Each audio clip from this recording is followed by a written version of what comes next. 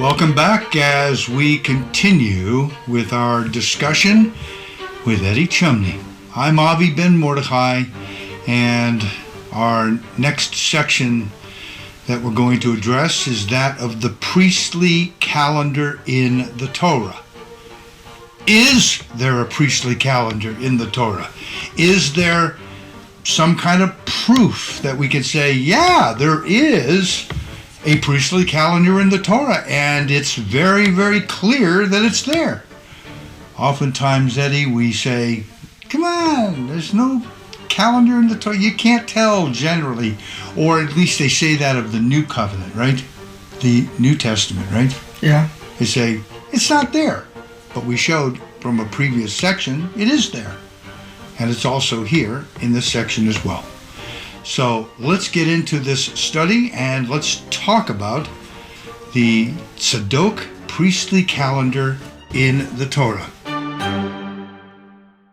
Our first stop is the first day of the year, as we're going to learn how the calendar basically functions. So this is the background information that we need to be able to go through the narrative in Exodus in chapter 16.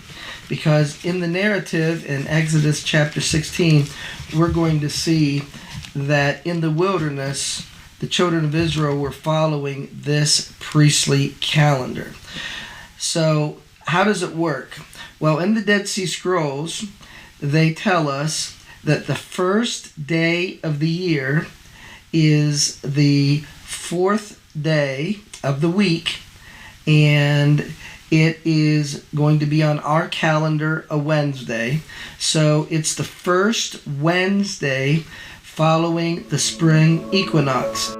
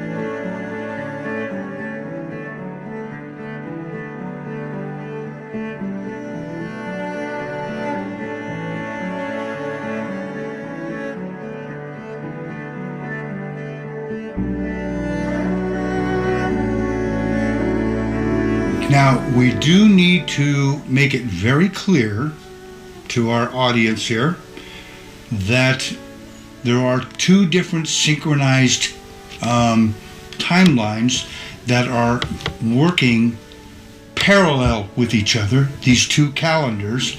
One is the Sabbath calendar, and the other is the festival calendar. Sunday is day 1, Monday day 2, Tuesday day 3, etc., until you get to the Sabbath, day 7.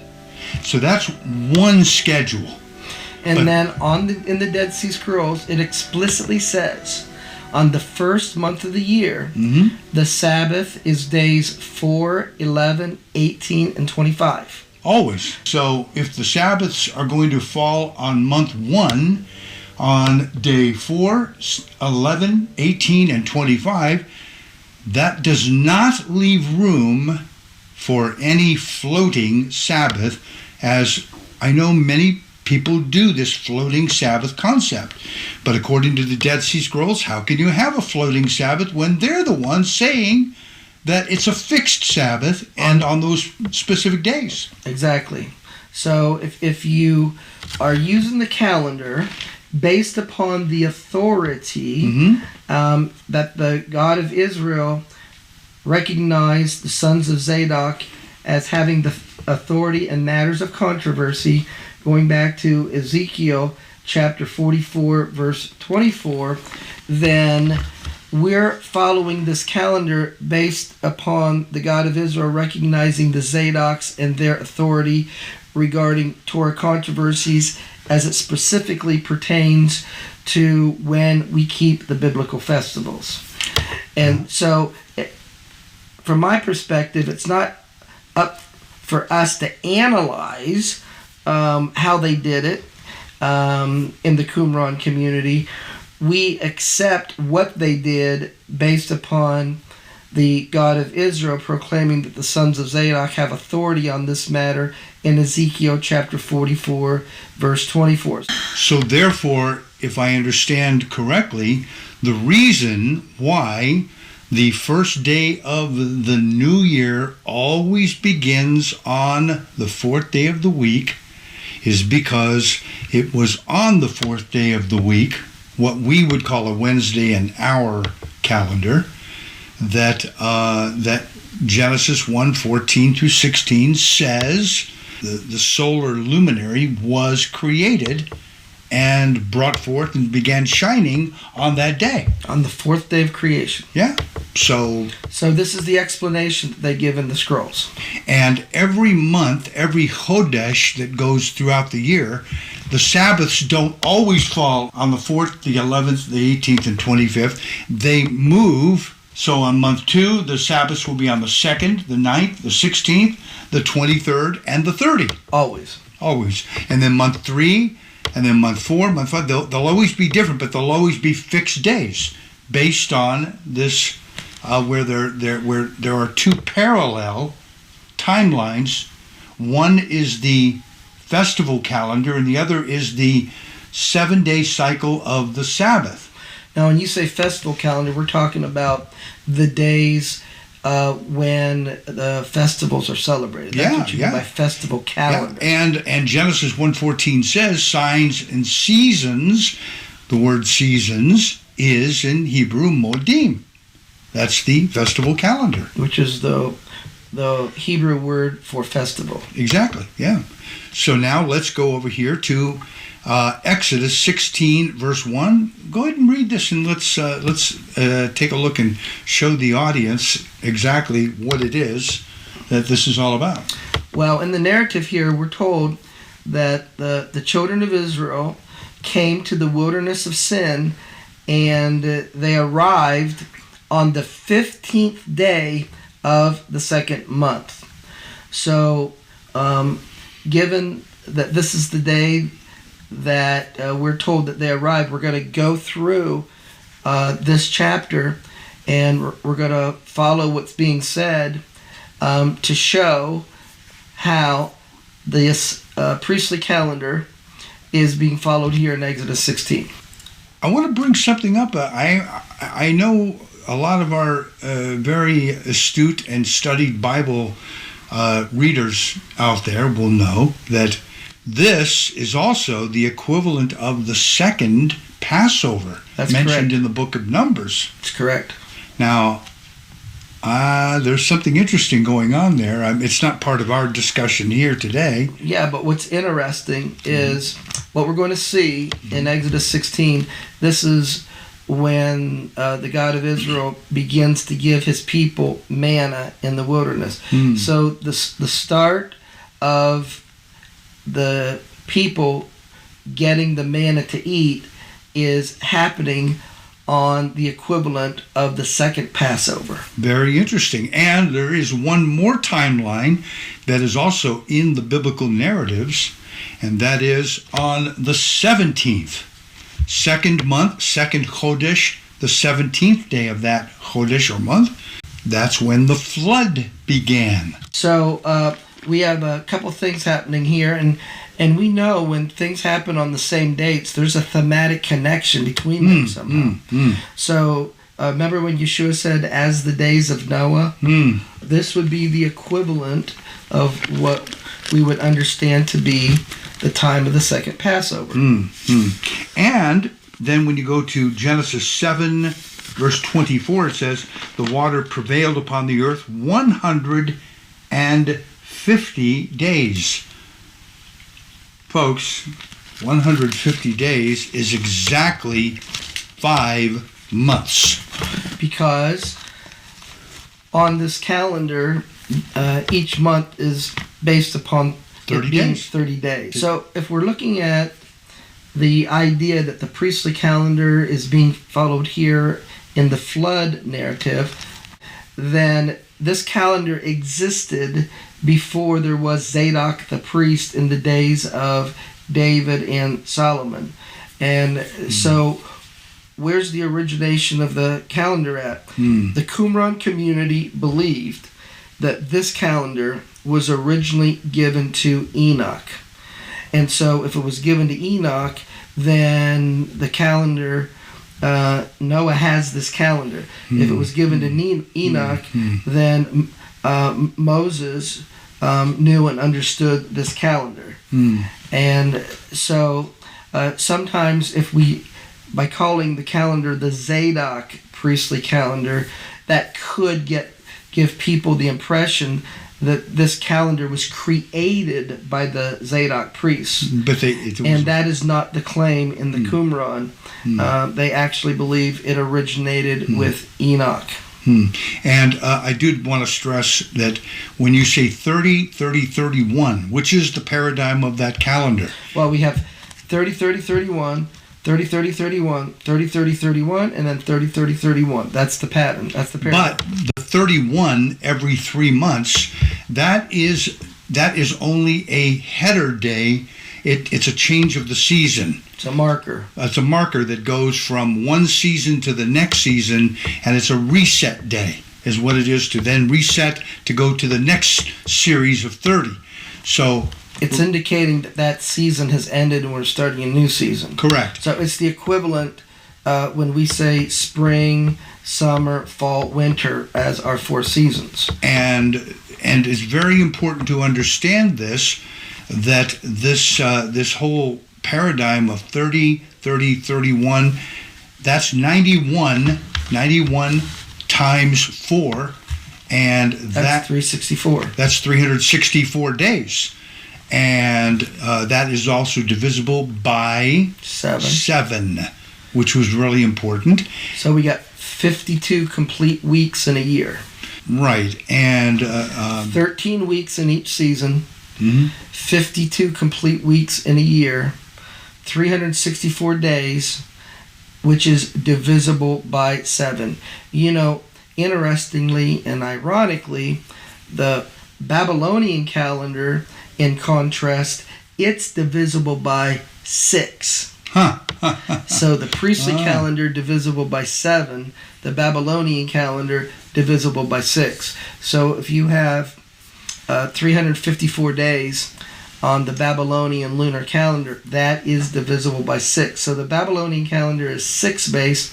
This calendar is 7 based. And folks, when you read in your biblical readings, where you'll see in Daniel and also in Revelation and also, of course, in Genesis, when you're reading 1,260 days, 1,290 days, 1,335 days, or 42 months, those are all Zadokite numbers.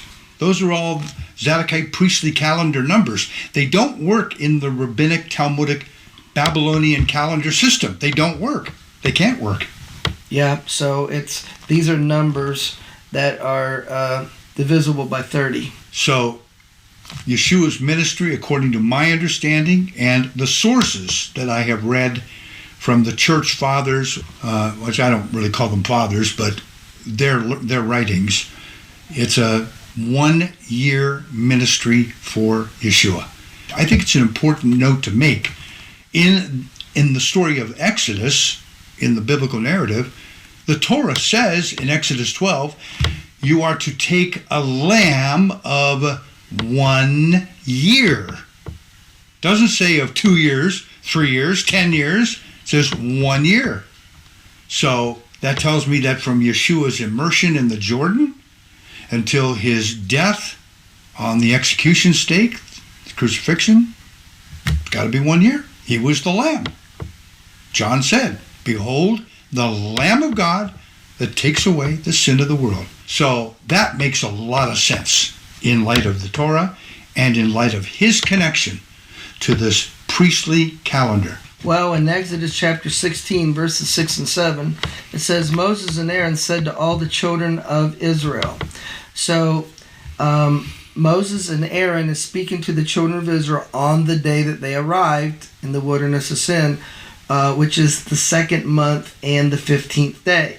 So then they say, in the morning, that's the next day, in the morning you will see the glory of the Lord. So they are now on the 15th, they're referring to what's going to happen on the 16th of the 2nd month. Well, that's really clear here from this context, as they get there on the 15th, and then it says on the 16th, that's the Sabbath morning. That is when they're going to see the glory of the Lord. Okay. And that's there in Exodus 16, 6 and 7. We can go on to the next one, right? Yep. Now, in Exodus chapter 16, verse 10, it says, and behold, the glory of the Lord appeared in the cloud. So that means we are now on the 16th. That next morning has arrived. So Exodus chapter 16, verse 10 is happening on the 2nd month and the 16th day. Okay. And after that happens, let's go to the next slide. So now on that day, the 2nd month and the 16th day, the God of Israel is going to speak to Moses, and he's going to tell Moses, in the next morning, you will be filled with bread. And so that bread was called manna in Exodus chapter 16 and verse 15. Moses said, this is the bread which the Lord has given you to eat. So on the 16th, the God of Israel says, you're going to be filled with bread, which we call manna. So that manna is going to start on the 2nd month and the 17th day. And interestingly enough, the day that the manna starts is the day in Genesis chapter 7, verse 11, when the flood starts. There's a connection, though, to this narrative, to the manna, and to the flood, because Yeshua said, as the days of Noah, so shall the coming of the Son of Man be. So the flood starts in what we would understand to be the second Passover. The manna is now being given during the time of the second Passover. So there is a thematic connection there, and in order to see greater significance to it, there'd have to be a more in-depth study done. But we just wanted to point out that connection. Okay, all right. So now we're at the 17th. Now let's go to the next point, and that brings us to Exodus chapter 16, verse 22, where it says, "It came to pass that on the 6th day they gathered twice as much bread." So the manna started on the 2nd month and the 17th day. It went for 6 days, and then on the 6th day they were to gather twice as much bread. So the first week that we have the manna, it begins on the 2nd month, the 17th day. So we count 6 days: 17, 18, 19, 20, 21, 22. So it's on the 2nd month, and the 22nd day is the 6th day of the manna, where they were to gather twice as much of that manna as what they did the other days. Well, this would not work if you were dealing with any other calendar. Well, we're going to see that. We're going to see how it fits the calendar, because when we go to the next slide, in the next verse, in Exodus 16, verse 23, he said unto them, "Tomorrow is the rest of the holy Sabbath." So in this narrative, the 2nd month and the 23rd day is a Sabbath. So we are showing you this priestly calendar from the Dead Sea Scrolls. And on the priestly calendar, the 2nd month and the 23rd day is a Sabbath. It's always a Sabbath. So in the scrolls it says on the 2nd month, the Sabbaths are the 2nd, the 9th, the 16th, the 23rd, which is our narrative here, and the 30th. So when you match the calendar of the scrolls to the narrative in Exodus chapter 16, we see we have an exact match, and they are using this calendar in the wilderness. So if they're using it in the wilderness, how did they know to use this calendar? Because it predates them. Because it predates them. And so according to the teaching, the understanding in the scrolls, it was given to Enoch. Now the book of Enoch does mention a 364-day year. So we can see how that connection would have been made. Nevertheless, we see the authority was given to the Zadok priest to tell us when to keep the festivals in Ezekiel 44, verse 24, and now we see this calendar in the Torah itself. So we have a witness from the Torah, we have a witness from Ezekiel, the prophets, regarding this calendar. This particular detailed calendar, this priestly calendar, does in fact show up in the literal written texts of the Holy Torah, but it's not the only example. No. There are many, many examples, but we just chose one that we thought would be very explicit, and you really can't go wrong with this. Yeah.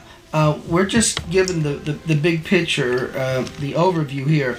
But if we would get into the details of the calendar, you're going to see breadcrumbs of this calendar throughout the Tanakh. I actually like that idea. That's interesting. The breadcrumbs of the calendar. It's like little, it's sprinkled all the way through, and you just have to know what you're looking for. Yeah, so there was a particular time that's outlined on this calendar when the children of Israel would bring wood to the temple. Okay, so in Nehemiah chapter 10, verse 34. So it says, "We cast the lots among the priests, the Levites, and the people for the wood offering, to bring it, the wood offering, into the house of the Lord, to bring it to the temple, after the houses of our fathers, at the appointed times, year by year, Annually. to burn upon the altar of the Lord our God." Now look at this. "As is written in the Torah." In the Torah, in the law. We don't have anything written in our first 5 books that says when you're supposed to bring the wood offering. Well, what is it? But Nehemiah 10:34 says it is written in the Torah. Well, what happened to it? I've never seen it. Well, we are told exactly when the wood offering was brought to the temple in the Dead Sea Scrolls. It's the 6th month in days 23 to 28. Yes. The 6th month in days 23 to 28. That's when the wood offering was brought. But no reference to that is made in the Torah, the written Torah. Let me give you one more example of a breadcrumb. And so we go to the book of Haggai. Okay. We're going to go to Haggai in chapter 1. It says in verse 8, Go up to the mountain and bring wood and build the house, and I will take pleasure in it, and I will be glorified, says the Lord. So the God of Israel says, bring wood to the temple. All right, and then it says in verse 14, And the Lord stirred up the spirit of Zerubbabel, the governor of Judah, and the spirit of Joshua, the son of Josedek, the high priest, and the spirit of all the remnant of the people, and they came and they did the work in the house of the Lord of hosts. In other words, they brought the wood offering. So here's it says do it. Here we're being told he stirred up the spirit of different people, and they did it. Now look at the last verse, Haggai chapter 1, verse 15.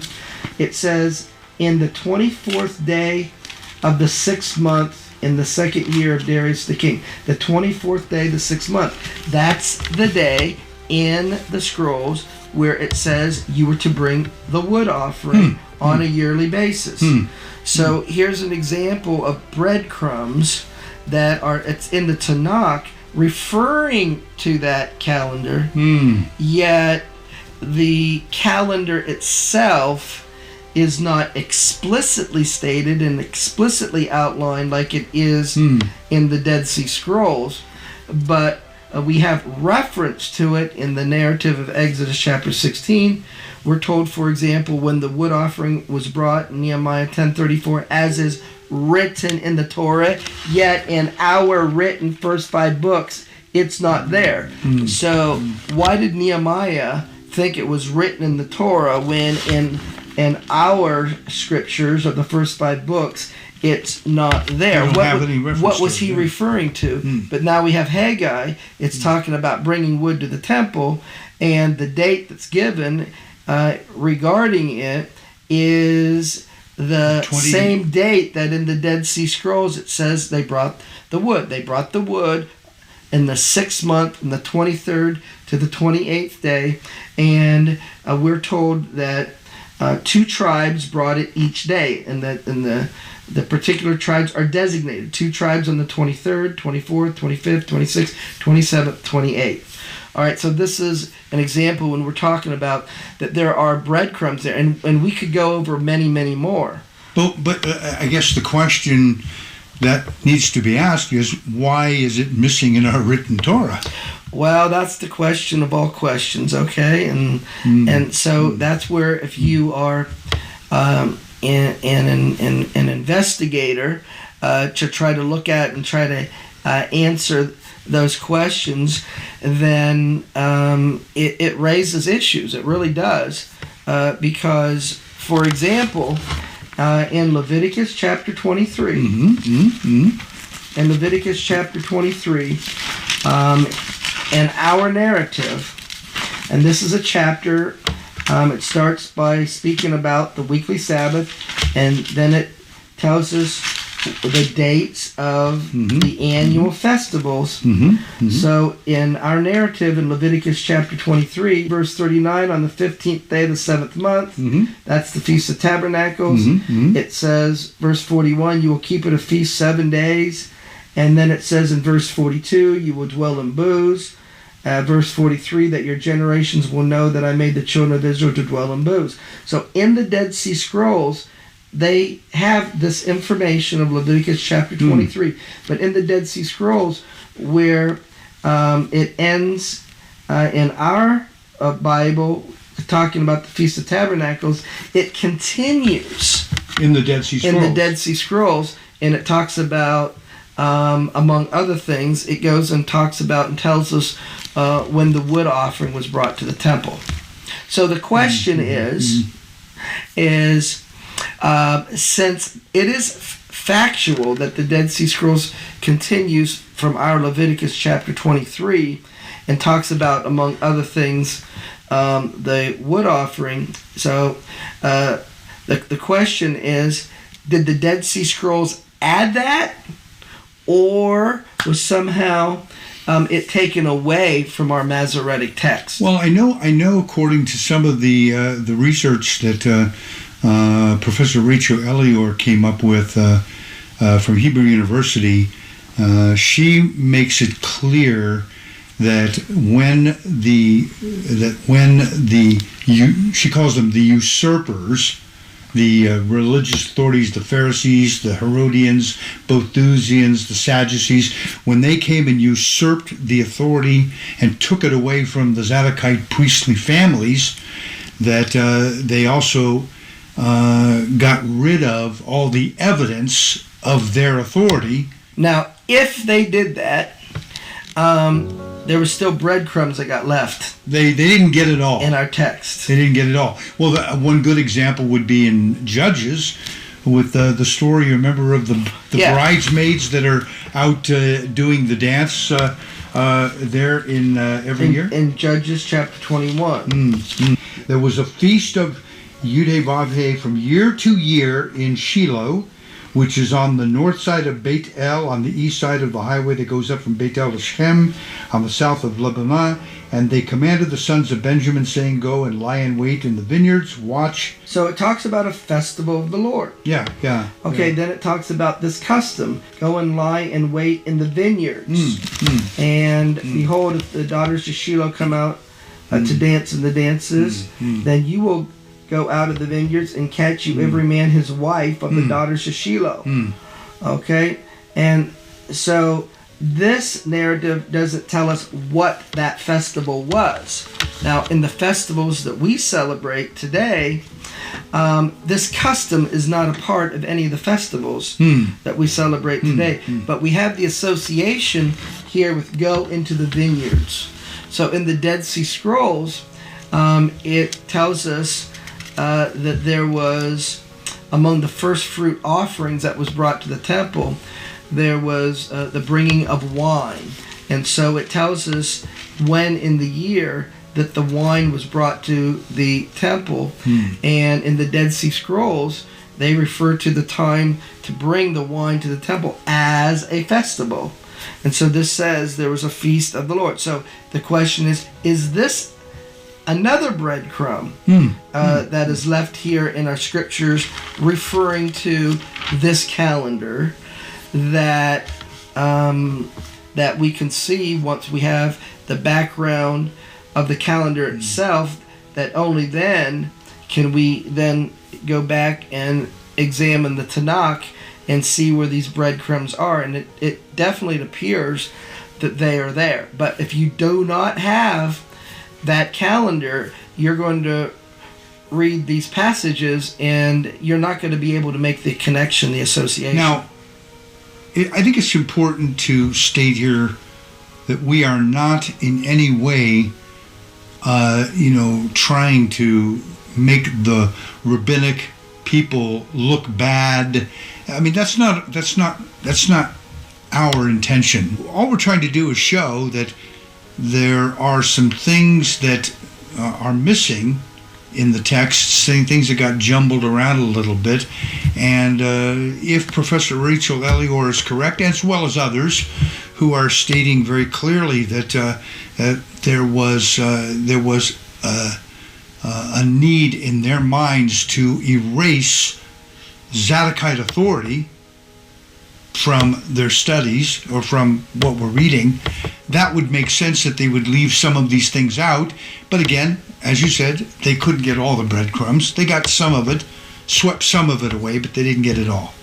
And so there's still some remnants of that remaining for us. And so when you ask the question, these are some of the things that would need to be examined in answering the question. And so it definitely raises questions.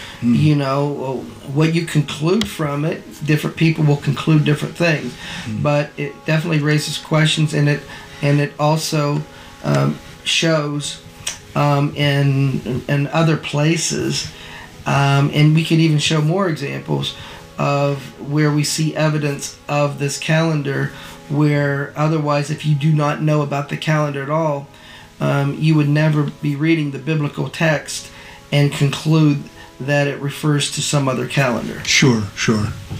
Okay, I want to talk about the Babylonian calendar of the second month and the 23rd day of the month. Let's come back and let's talk about this as well, okay? I'm Avi Ben Mordechai with Eddie Chumney.